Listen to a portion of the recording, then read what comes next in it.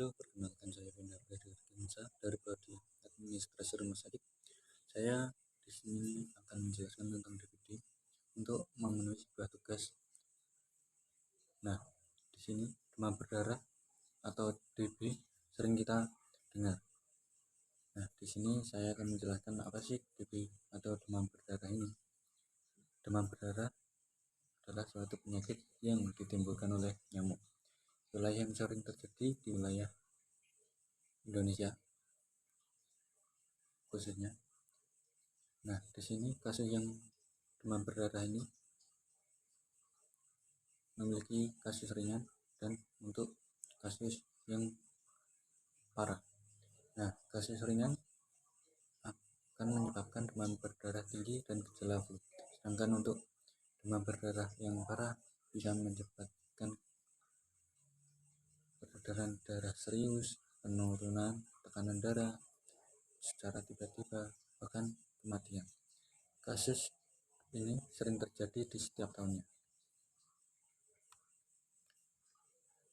Sehingga jangan sepelekan kasus demam berdarah ini, karena Indonesia setiap tahunnya mencetak kasus demam berdarah jutaan yang terinfeksi demam berdarah. Bahkan sering terjadi dalam kasus DBD ini lebih bertambah banyak.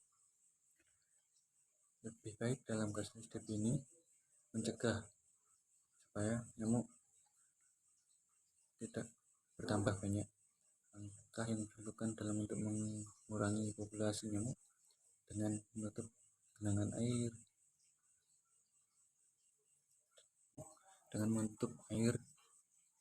nyamuk yang membawa virus biasanya hidup di dalam ban dan sekitar rumah, bekasan ban mobil yang memiliki genangan air.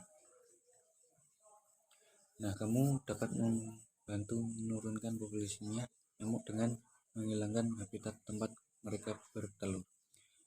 Setidaknya seringkali kita membuang tempat kaleng, di situ akan memiliki genangan air. Nah, di situ kita buang aja airnya. Seperti itulah. Nah, setiap wadah yang sering kita pakai seperti tanaman, piring, tempat makan hewan, dan vas bunga, juga agar wadah air tetap tertutup di antara pembersihan.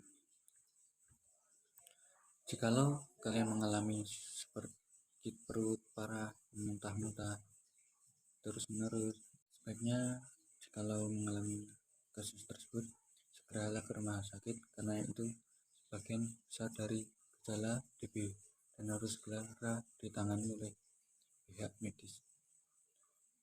Bila tidak, akan menyebabkan fatal.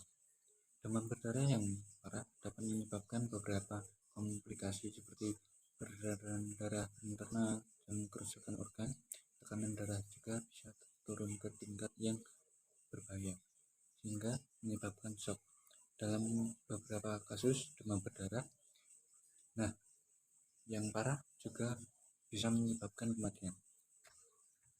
Sedangkan wanita yang mengalami penyakit ini dalam menggendong seorang bayi atau yang disebut saat hamil,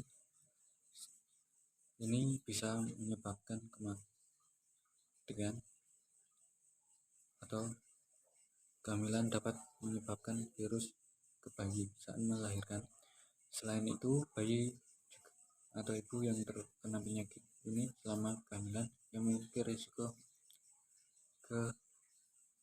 kelahiran yang prematur, berat badan yang lahir rendah, atau gejala janin yang lebih tinggi.